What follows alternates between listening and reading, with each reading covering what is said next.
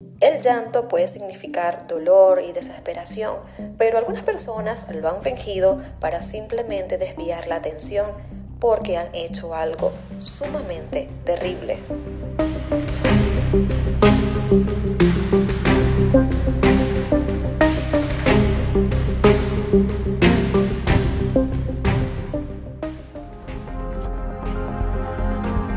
El 15 de febrero de 2017, cerca de las 8 de la noche, un taxista recogió a una joven en una residencia del barrio Florencia de Medellín, Colombia. La mujer lo había llamado para que la recogiera en su casa y luego la llevara hacia una dirección al norte de la ciudad. El trayecto tenía una duración aproximada de 30 minutos y durante este tiempo el taxista pudo notar que la joven estaba muy inquieta y vio que estaba hablando por mensaje de texto con otra persona. Antes de llegar al destino, la mujer le pidió al taxista que le hiciera el favor de cambiarle un billete de 50.000 pesos colombianos para así poder ella pagarle el traslado. Y para ello se detuvieron en una tienda en la zona del Congolo, en el norte de Medellín. Cerca de las 8:50 de la noche, mientras el taxista se bajó de su auto, justamente en la carretera 48 con 54, dos sujetos que se trasladaban en una motocicleta se acercaron hacia el vehículo donde estaba la joven y sin mediar ninguna palabra le dispararon 2 veces en la frente y en la mandíbula. El taxista, al escuchar los disparos, miró hacia el automóvil y vio que los hombres estaban yéndose de la escena en la moto. Al ver que la mujer que estaba en la parte de atrás de su taxi se encontraba herida, decidió dirigirse hacia el hospital más cercano, que se encontraba a 10 minutos de distancia. Cuando finalmente llegó al hospital Marco Fidel Suárez, fue atendida por el personal de urgencias, pero la chica ya no tenía signos vitales. Para ese momento, la identidad de la persona que había sido asesinada era desconocida, tanto para los oficiales de la policía como para el personal de salud y también el taxista. Los investigadores que se dirigieron al hospital empezaron a interrogar al taxista, ya que la versión que él declaró les generó un poco de suspicacia, sobre todo porque justamente cuando éste se bajó del vehículo fue que asesinaron a la joven. El taxista les dio la dirección en donde había recogido a la víctima para intentar dar un poco con su identidad. Con la intención de saber quién era la persona que había sido asesinada, fueron a la residencia del barrio Florencia y al llegar a la vivienda los recibió una joven que vivía allí. Y fue ella quien les dijo que su prima cumplía con las características de la víctima. La joven también fue a la morgue a reconocer el cuerpo y pudo confirmar que sí se trataba de su prima, Idalia Rentería Palacios. Idalia nació el 2 de octubre de 1981 y tenía 36 años. Era originaria de Quibdó, la capital del departamento del Chocó. Era la mayor de 3 hermanos, Sonia y Edelmira. Se graduó de Ingeniería Ambiental y trabajaba como profesora de la Universidad Tecnológica del Chocó Diego Luis Córdoba. Para el momento de los hechos, Idalia se encontraba viviendo en Medellín con unos familiares porque estaba cursando una maestría en su área. Los familiares de Idalia declararon que antes de salir de la casa esa noche, ella les comentó que saldría por un momento para cobrarle una deuda a una amiga. Ella le había dado un dinero a esta amiga para empezar un negocio, pero aquel negocio no funcionó, así que ella decidió retirar su inversión. Los detectives tenían como principal sospechoso al conductor del taxi, porque pensaron que podría tratarse de un robo. Sin embargo, al revisar el vehículo, pudieron notar que las pertenencias de Idalia aún se encontraban en el taxi. Pero a las autoridades les pareció sospechoso que al taxista no les dijo que se había detenido a intentar cambiar el billete de 50.000 pesos unas 4 veces, y no una, como había dicho. Para verificar la información que había dado el taxista, la policía decidió asistir al lugar donde se produjo el asesinato y preguntar a los vecinos si habían visto algo, pero debido al temor por las represalias de los grupos criminales de la zona, nadie quiso hablar. Los investigadores lograron recuperar la información del celular de Idalia y a partir de allí es que pudieron establecer algunas conexiones.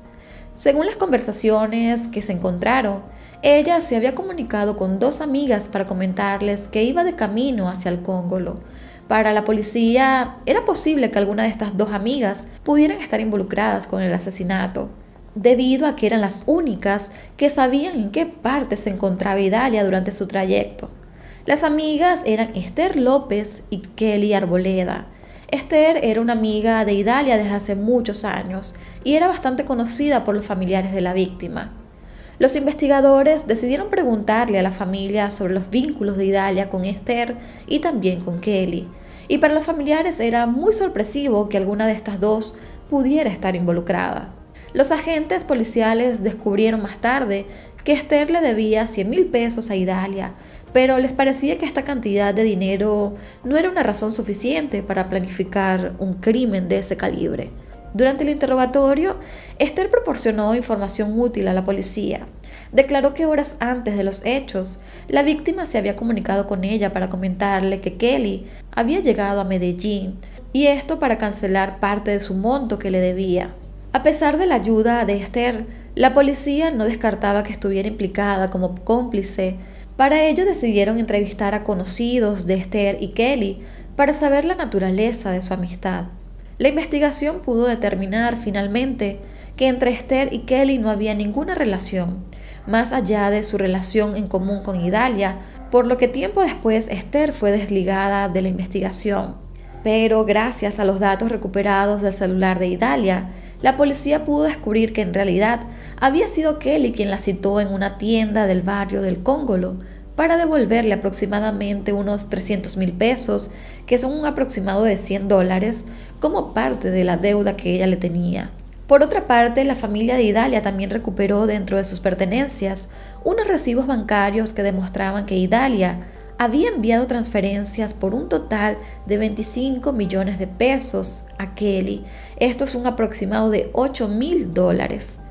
Al saber toda esta información, evidentemente la policía se centró únicamente en Kelly, porque allí pues la cantidad de dinero era más elevada y esto quizás podría ser un motivo. La policía habló con el dueño de la tienda en donde Kelly citó a Idalia y este le dijo que durante la noche del crimen Kelly nunca estuvo allí. Y si ésta realmente tenía una cita, tenía que haber estado en ese lugar. La familia de Idalia también notó que una de las primeras personas en ir a dar el pésame en su casa fue Kelly. El comportamiento de ella comenzó a generar muchas sospechas esa misma noche, pues ella empezó a preguntar sobre el crimen cuando se suponía que prácticamente nadie sabía lo que había sucedido. E incluso Kelly llegó a asistir al entierro de Idalia y se mostró muy afligida.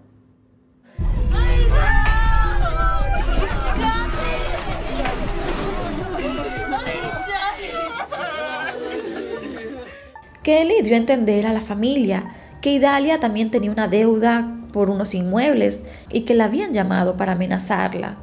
Para los investigadores era imposible que Kelly hubiera estado en Medellín el día del asesinato, debido a que esta ciudad queda aproximadamente a 6 horas de Quibdó.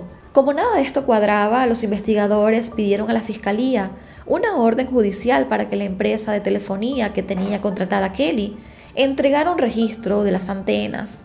Todo esto con la intención de comparar dónde se encontraba el celular de Kelly con el que Idalia estaba hablando para el momento del crimen. Pero para recibir esta información las autoridades tuvieron que esperar cerca de 2 meses. Sin embargo, las investigaciones habían avanzado bastante y todo parecía indicar que el autor intelectual del crimen había sido Kelly. Luego de recibir la información de la telefonía, la policía pudo confirmar que Kelly no estaba en Medellín el día que había citado a Idalia en el Cóngolo. Ya para el 21 de junio de 2017, cerca de 4 meses después del inicio de la investigación, un juez emitió una orden de aprehensión en contra de Kelly Johanna Arboleda Chaverra, de 27 años. Esta fue acusada de los cargos de homicidio agravado y porte ilegal de armas de fuego, y podía ser también sentenciada a una pena de entre 25 a 40 años de prisión. Más tarde, el 22 de junio de 2017, un día después de la captura de Kelly por el asesinato de Idalia, se realizó en Medellín la primera audiencia de presentación del caso ante un juez de control de garantías. La fiscalía hizo la imputación de cargos a Kelly, quien desde el primer momento del juicio se declaró inocente. La fiscalía pidió prisión preventiva mientras se llevaba a cabo el inicio del juicio oral. Esta medida fue aceptada por la jueza, por lo que Kelly permanecería detenida. Sin embargo, sus abogados presentaron una apelación que fue elevada a otro juez, quien le designó una medida de prisión domiciliaria. Las pruebas más contundentes que tenía la fiscalía en contra de Kelly eran las triangulaciones a través de las antenas telefónicas que confirmaban que ella no se encontraba en Medellín al momento de citar a Idalia. Asimismo, la fiscalía también utilizó las conversaciones del celular de la víctima, que demostraba que Kelly le había hecho preguntas sobre cómo estaba vestida, en qué lugar se encontraba. Además, le llegó a pedir una foto y Idalia inocentemente le mandó la foto de cómo ella se encontraba en ese momento. Y evidentemente toda esta información fue suministrada por Kelly a los sicarios a la hora en que estos se iban a encontrar con ella para cumplir con el trabajo. La defensa de Kelly decidió realizar un preacuerdo con la fiscalía, ya que había muchas posibilidades de que pudiera recibir una pena de 30 años en prisión si ella era hallada culpable. Debido a esto, Kelly firma una confesión donde acepta estar involucrada en la planificación del asesinato de Idalia, para así no ser enjuiciada y poder rebajar su condena. En su confesión aclaró que la razón por la que decidió contratar a los sicarios era porque no quería pagarle los 25 millones de pesos que le debía a su amiga. En febrero de 2018, casi un año después del homicidio, es cuando se lleva a cabo la audiencia de sentencia y un juez la condena a un total de 12 años y 6 meses de prisión. Sin embargo, la defensa pidió que Kelly no fuera trasladada al centro carcelario debido a que en ese momento ella se encontraba embarazada. Esta medida fue aceptada por el tribunal, por lo que durante los meses siguientes Kelly cumplió parte de la condena en su domicilio. Luego de su embarazo, el Tribunal Superior de Medellín ordenó que Kelly fuera trasladada a un centro penitenciario en Quibdó, donde debería cumplir el resto de su condena.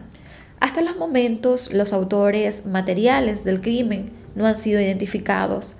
Los agentes policiales no pudieron recuperar información de las líneas telefónicas con las cuales Kelly se estuvo comunicando para coordinar el asesinato, debido a que las tarjetas SIM que habían utilizado en esos dispositivos fueron destruidas después de cumplir el trabajo, por así decirlo. Asimismo, los vecinos de la comunidad del barrio El Cóngolo no han declarado ante la policía y los investigadores tampoco pudieron encontrar información de cámaras de seguridad de la zona. Para los familiares de Idalia, la sentencia y las medidas judiciales del caso fueron prácticamente un regalo, no fue nada para Kelly, ya que en 2 oportunidades también recibió arresto domiciliario y la condena fue menor de lo que se esperaba. La hermana de Idalia cree que todavía hay cabos sueltos en esta investigación. Hay testigos que no fueron considerados para la investigación que pudieran aportar quizás algo más importante. Sin embargo, también se ha mencionado mucho el miedo que tienen las personas que vivían en aquel barrio y que quizás pudieron presenciar aquel crimen. Y todo esto porque hay muchas bandas delictivas y claramente lo único que quieren es estar tranquilos y evitar represalias en su contra.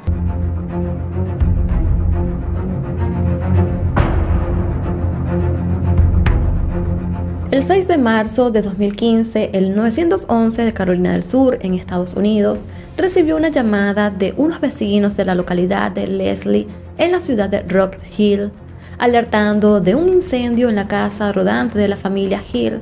La familia estaba conformada por Julia Hill Dover, su esposo Mike Hill y sus 2 hijos Joshua Alexander, de 14 meses, y Jacob Matthew Morgan, de 17 años. Jacob era hijo de Julia de una relación anterior, por lo que Mike era su padrastro. Cuando la policía acudió a la casa, Jacob estaba fuera de la vivienda, mientras que Julia y Mike no se encontraban cerca de la zona, ya que habían salido a hacer diligencias. La pareja había dejado a Jacob a cargo de su hermanito menor, Joshua, y cuando ocurrió el incendio, Jacob estaba dormido y pudo escapar, pero el bebé quedó atrapado dentro de la casa. Los bomberos lograron apagar el fuego, pero desafortunadamente dentro de la casa encontraron al pequeño Joshua sin vida.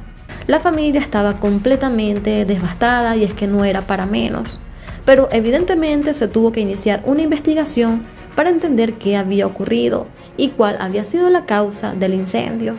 En la escena se evidenció que posiblemente hubo 2 focos de incendio dentro de la vivienda, uno en la sala de estar y otro en una manta de la habitación principal, donde estaba durmiendo el pequeño Joshua. Esta situación era un poco inusual, ya que los lugares estaban a varios metros de distancia, y la única probabilidad de que esto ocurriera es que los incendios fueran provocados. Ante esto, las autoridades decidieron entrevistar a Jacob, que por cierto estaba dentro del espectro autista. Inicialmente le dijeron a los padres de Jacob que solo sería una entrevista de rutina, pero dentro de la sala se le realizó un interrogatorio.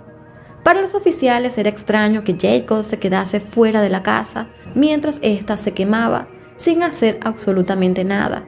Según los oficiales, él no pidió ayuda ni intentó salvar a su hermano antes de salir, aunque Julia y Mike alegaron que los vecinos dijeron que antes de que llegara la policía, Jacob intentó regresar a la casa, pero los vecinos lo detuvieron y le dijeron que se mantuviera alejado del fuego. En las 5 horas de interrogatorio, Jacob le dijo a los oficiales que se había dormido en el sofá de la sala de estar, que se despertó por el incendio y que intentó entrar a la habitación principal para buscar a Joshua, pero el incendio que provenía de adentro de la habitación le impidió hacerlo. Sin embargo, luego cambió su versión y dijo que realmente nunca fue a la habitación a buscar a Joshua. En cambio, salió de inmediato fuera de la casa. Además, Jacob admitió que no se había quedado dormido y que había estado jugando con velas de té antes de que todo se incendiara. Para que tengan una idea más clara, las velas de té son estas que les estoy mostrando en pantalla, que son velitas muy pequeñas y que están dentro de un aluminio muy fino. Con esta supuesta confesión, la cual no fue grabada, el 9 de marzo de 2015 las autoridades decidieron poner a Jacob bajo arresto. Una portavoz de la policía dijo en rueda de prensa que Jacob admitió haber iniciado el incendio y que tenía una fascinación por el fuego. Se dijo que Jacob no intentó salvar a su hermano y que actuó con malicia. Además, aseguraron que Jacob dio varias versiones de cómo comenzó el incendio. Primero dijo que había arrojado una almohada cerca de un calentador. Luego dijo que había prendido fuego a una almohada con las velas, la cual posteriormente puso frente al aire. También se conoció que Jacob había provocado otro incendio en la casa 2 semanas antes de los hechos y que había un registro de Jacob en los servicios sociales y el Departamento de Justicia Juvenil desde hace 10 años. Al parecer, este jovencito había tenido problemas con el sistema escolar, ya que tenía dificultad para leer y escribir.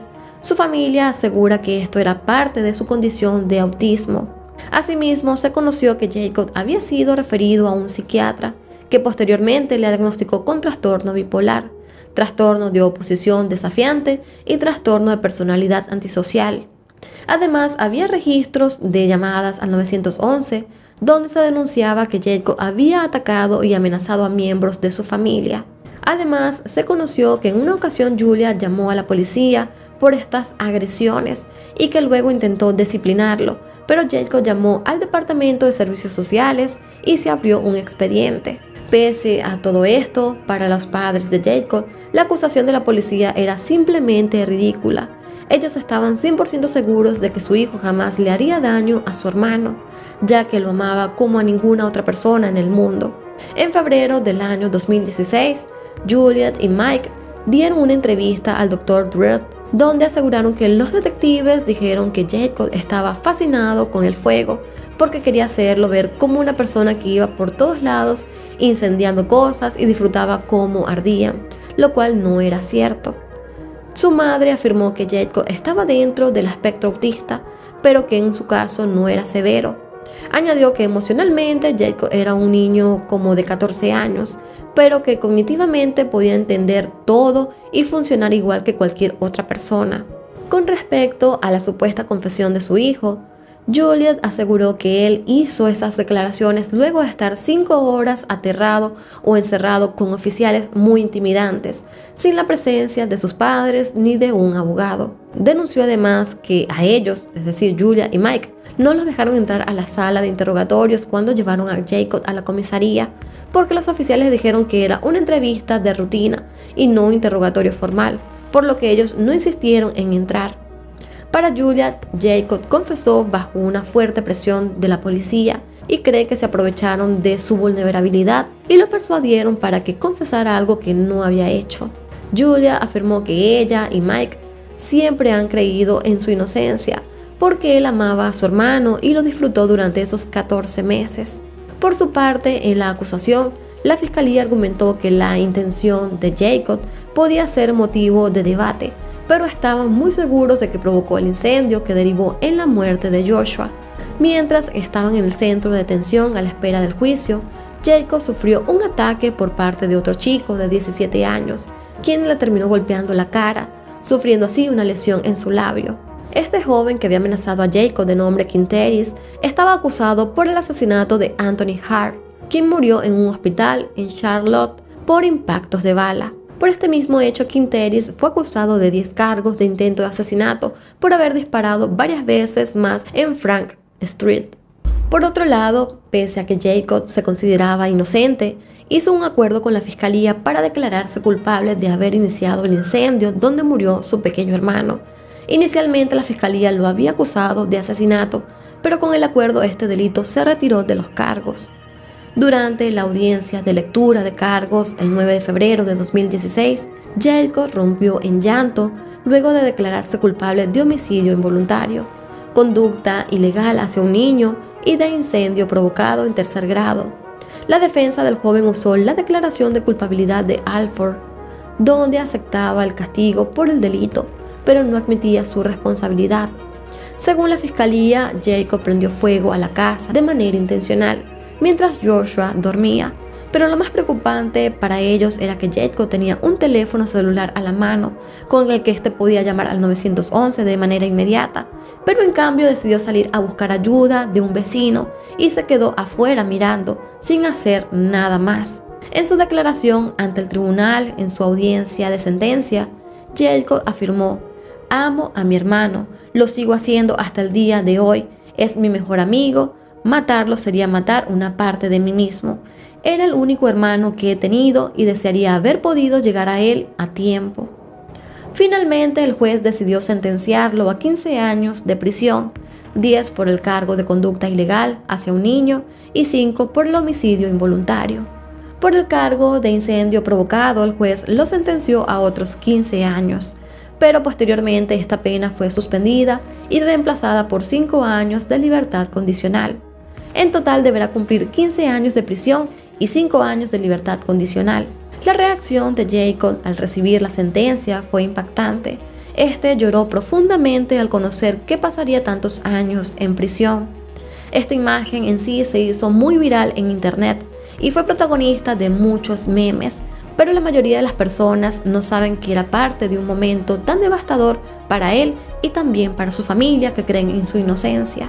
Los amigos y vecinos del acusado habían solicitado a la justicia que no se le enjuiciara, pero esto no fue posible. Su familia estaba muy triste por esta decisión, ya que para ellos fue como perder 2 hijos injustamente. Julia siguió apoyando a su hijo luego de la sentencia y también declaró ante los medios que él no era un asesino a sangre fría.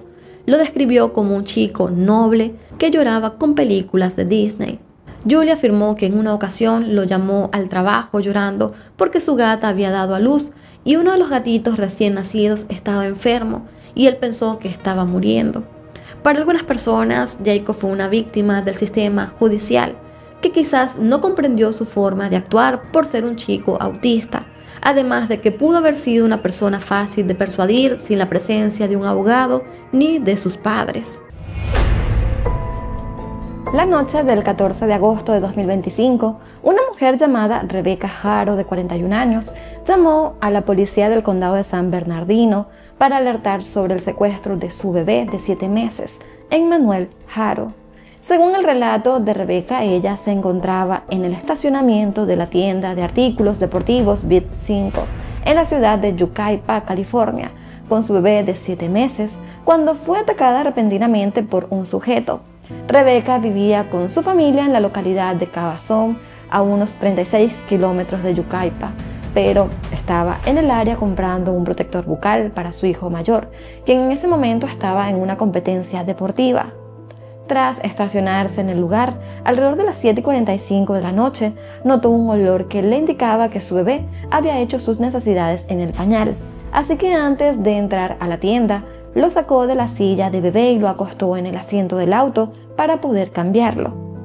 En ese momento, cuando estaba a punto de cambiarlo, escuchó la voz de un hombre que solo le dijo «Hola». Esto lo hizo en español y antes de que pudiera voltearse, recibió un golpe en la cabeza que la dejó inconsciente.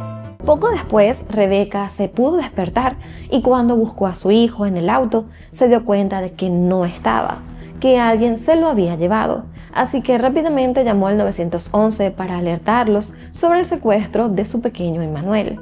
La policía comenzó la búsqueda de este pequeño por todo el área, pero no lo encontraron. Como parte de la investigación, también solicitaron los videos de las cámaras de seguridad del Big Five, pero desafortunadamente la tienda no tenía cámaras de seguridad que pudieran captar lo que sucedió en este estacionamiento. En ese momento, las autoridades no emitieron una alerta Amber, lo cual fue bastante criticado porque estamos hablando de un pequeño, pero ellos afirmaron que la razón era porque la madre no había podido dar una descripción del sospechoso. Sin embargo, sí se emitieron boletines de búsqueda en lo que se describe a Emmanuel como un bebé de 7 meses de aproximadamente 10 kilogramos. Tiene un cabello castaño oscuro, ojos marrones y con estrabismo. Además, la última vez que se le vio, llevaba puesto un mono marca Nike de color negro.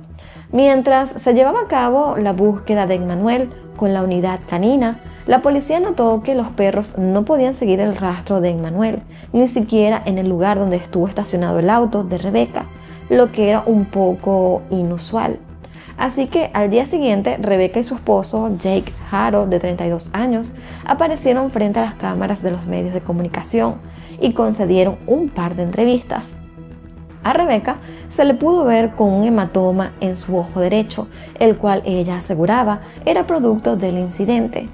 Ante las cámaras, Rebecca dijo que lo último que escuchó antes de quedar inconsciente fue la palabra hola, esto fue en español, y que a partir de allí no volvió a ver a su hijo.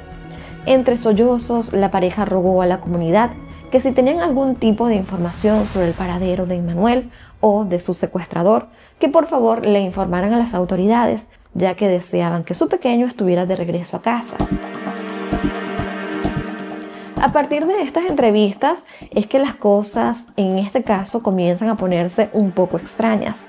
En primer lugar, el hematoma que tenía Rebecca en su ojo tenía una coloración un tanto inusual, porque no parecía reciente, además de que ella aseguró que el supuesto agresor la golpeó en la cabeza, así que no hacía mucho sentido de que ella tuviese un golpe o un moretón en el ojo. Cuando Jake y Rebecca declaraban ante las cámaras, parecía que les faltaba el aire. Sus voces se cortaban en medio de sollozos y hablaban con un tono de voz como si estuvieran llorando y suplicando, pero a ninguno de los dos se les veía una sola lágrima en sus ojos.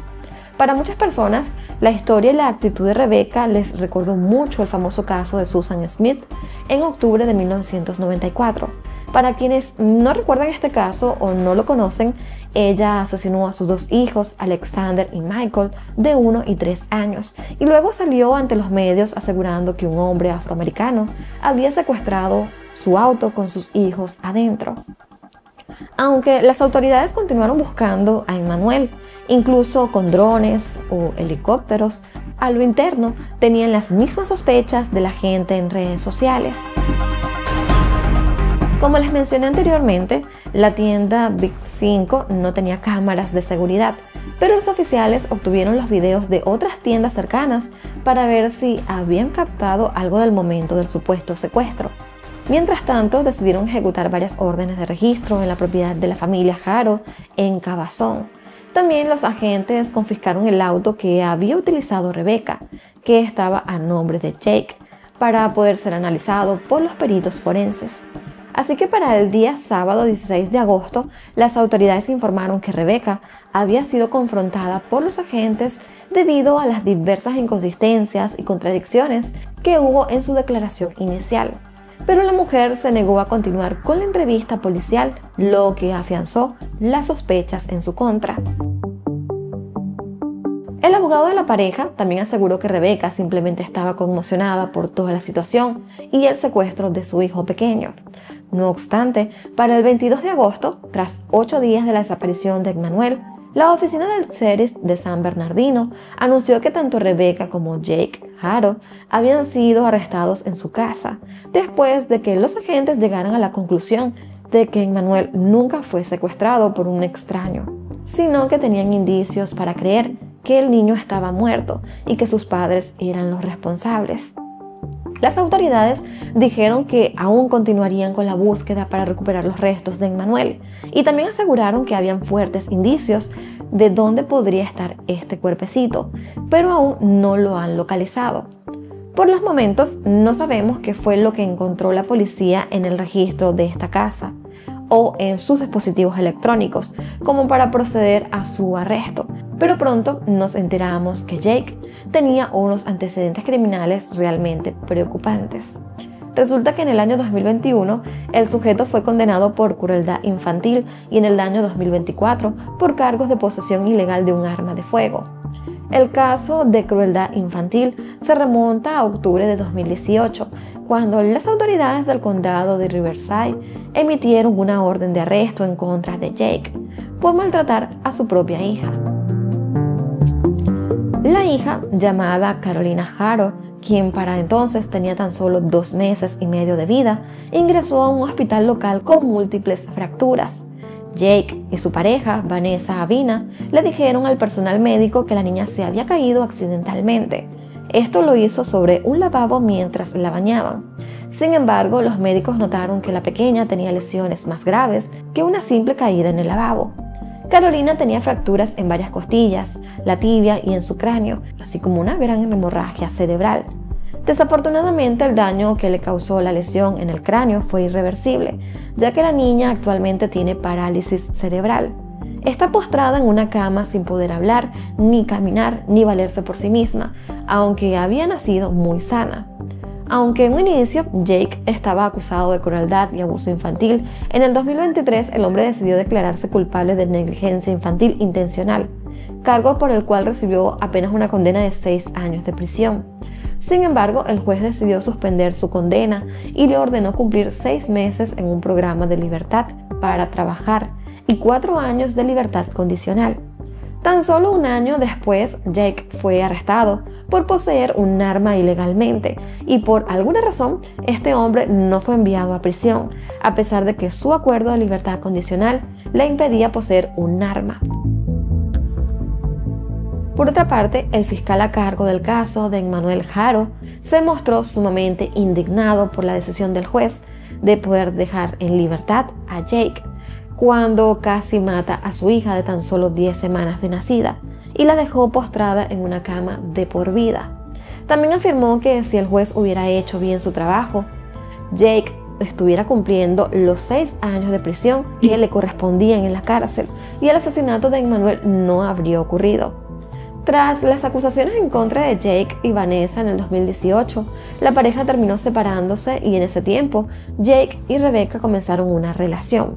Así que para el 2023, cuando él enfrentaba el proceso judicial por el caso de su hija Carolina, Rebecca estaba embarazada de su primer hijo en común, quien actualmente tiene 2 años y que fue puesto bajo custodia del Servicio de Protección Infantil tras el arresto de sus padres. La mujer además tiene un niño más grande de una relación anterior, que es el niño que estaba en la práctica del fútbol cuando ella fue a buscar el protector bucal. Continuando ahora con la investigación del caso de Emmanuel, también se pudo conocer que los otros padres que estaban en la práctica deportiva dijeron que en efecto Rebecca había ido a dejar a su hijo mayor a la práctica, pero nadie vio en ese momento a Emmanuel. Asimismo, los empleados del Big 5 y las tiendas aledañas aseguraron que no habían visto a Rebecca la noche de los hechos, buscando a su hijo como ella aseguró inicialmente. También, unos empleados declararon que unos días antes, es decir, el 14 de agosto, Jake y Rebecca habían ido a esta misma tienda, Big 5, y preguntaron si había cámaras de seguridad en la tienda, a lo que los empleados respondieron que no. Así que se cree que para ese momento Emmanuel ya había muerto y que la pareja estaba planeando simplemente su coartada. En las imágenes de Emmanuel que han circulado en redes sociales se puede notar un cambio drástico en su rostro, sobre todo en su mirada. Algunas personas creen que, al igual que Carolina Haro, el niño había nacido sano, pero luego sufrió alguna lesión cerebral que le causó el estrabismo, que es una de las características más notables que se ve en las fotos. Por otro lado, hay una persona que cree que Rebecca podría ser víctima de violencia intrafamiliar por parte de Jake. Así que, teniendo en cuenta el moretón en el ojo y la aparente necesidad de encubrirlo, algunas personas creen que fue víctima de violencia. Así que la teoría principal de este caso, o al menos lo que conocemos hasta ahora, es que Emmanuel Haro sufrió abuso físico prolongado por parte de sus padres, aunque se sospecha más de Jake, y que este falleció a causa de los golpes, al menos 9 días antes de que su madre fingiera su secuestro para poder encubrir a Jake. La policía maneja la brecha del 5 al 14 de agosto como fechas probables de la muerte de Emmanuel, pero la única forma de saberlo es encontrando el cuerpo lo más pronto posible y así poder hacerle un examen forense. En algún momento, antes de alertar a las autoridades, la pareja también se deshizo del cuerpo del pequeño Emmanuel. La fiscalía asegura que tenían indicios bastante sólidos sobre dónde se encuentran los restos del bebé y su búsqueda continua. Como parte de una estrategia para que Jake revele el paradero de Emmanuel, el 25 de agosto los agentes lo llevaron a recorrer una área aislada de Moreno Valley, cerca de la autopista 60. Esto lo hicieron con algunos perros rastreadores de cadáveres y un equipo de búsqueda. Se dice que la policía comenzó una búsqueda en esta área tras recibir información de que Jake había enterrado a Emmanuel en un costado de una carretera, pero al parecer el hombre no quiso colaborar con las autoridades. No obstante, recientemente corrió el rumor de que también usaron como estrategia a un agente encubierto que actuaba como un recluso en la prisión para sacarle información a Jake. Al parecer se enteraron de que este hombre admitió haber arrojado el cuerpo del pequeño en un bote de basura. La policía ha afirmado que aunque es muy importante encontrar el cuerpo de Emmanuel, para tener así un éxito en este juicio, para que sea más sólido, la realidad es que hay muchas otras evidencias circunstanciales, físicas y forenses muy sólidas que pueden ayudar a que ambos sean procesados judicialmente por este asesinato. En una entrevista reciente desde la cárcel, Rebecca Haro insistió en su inocencia y también en la de su esposo. La mujer afirmó que Jake jamás les haría daño a su bebé y que deseaba estar fuera de prisión para poder buscar a su hijo. El 26 de agosto, Jake y Rebecca comparecieron ante el Tribunal Superior del Condado de Riverside. El caso se está llevando a cabo en este condado porque la familia vivía en Cabazón y se cree que el crimen en sí ocurrió en la casa de los Haro, aunque la alerta se haya hecho ante las autoridades del condado de San Bernardino, que está en Yucaipa.